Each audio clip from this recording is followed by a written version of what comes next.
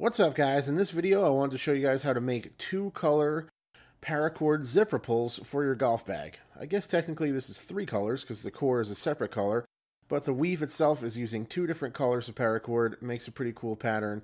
I think it looks great. I have a slightly different way I'm finishing the zipper pulls than in my old video as well. I wanted to show you that too. So the green for this video is going to be the core, and then the two other colors, the orange and the purple, are going to form the weave. So, fold them both in half and form two loops. These two loops will form like a figure eight, essentially, around the core. And then you can cinch it down and start your weave. So, just place it in there. This one will go through that loop, up over the top, and then pull the tag ends back through that loop you just formed. I'll give you a nice long look at how that looks so you can get a feel for what you need to get this started. So that will just cinch down.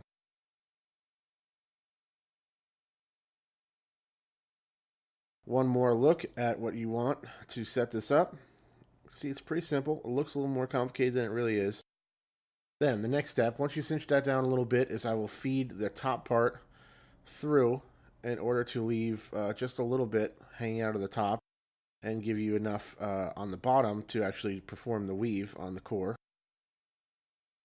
And then the same on the other side, feeding that top part through and pulling the slack out. Now you can cinch it down, and that will form the start of your weave. All right, you can see what's going on there.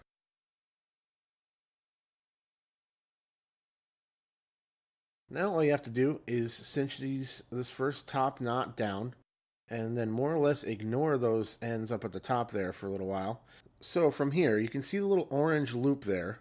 I will take the purple end that's protruding out from that loop, and I will pass that over the top to the other side. And the orange will come over the top of that, behind the core, and through the loop that you just formed.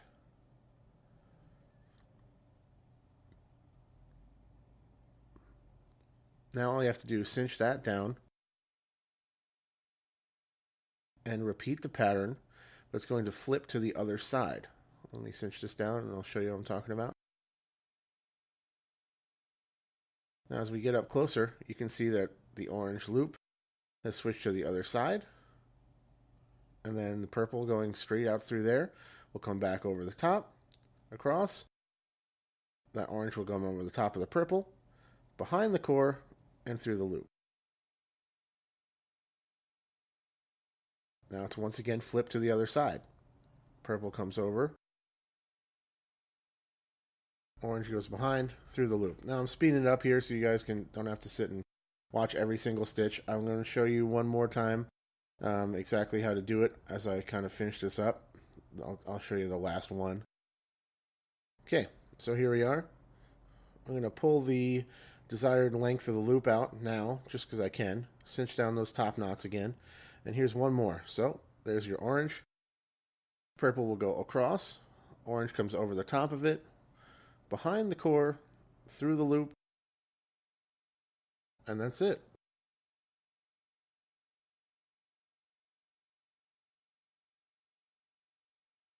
Now, all that you really need to do is just snip off the excess ends here, making sure not to cut it so close that it pulls back through. Leave a little bit of an end there that you can then melt with a lighter and seal the whole thing together.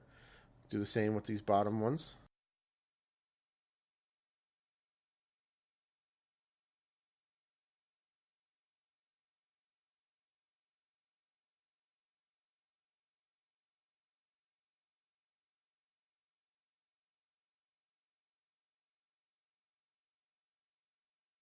Then using a standard Bic lighter, I just melt those ends down until they kind of seal together, therefore preventing it from coming apart.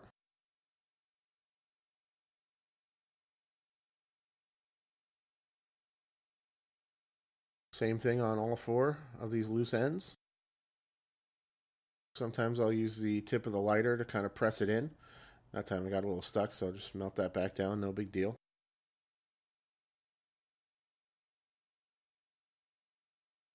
You can see why I leave a little bit of that end sticking out so that when I melt it, it actually will kind of shrink down onto the weave and lock it in place. Now, whatever you want to do at the bottom is fine. You could just snip off these two ends and leave like little tassel ends if you wish. I'd probably seal those off with a lighter as well and pinch them if you're going to do that to prevent them from fraying. But the way I like to do it is just cut that right off the bottom. Leaves a nice clean look to it. Doesn't have a knot there like I used to do. That I think this looks a lot cleaner. Melt that with the lighter again. And we're all done. Ready to go. Now all you have to do is slide that loop through the tab on your zipper and then pull the rest of it through itself to loop it around, and you're good to go. So that's it. Let me know if you guys have any questions about this, and I'll check you later. Cheers.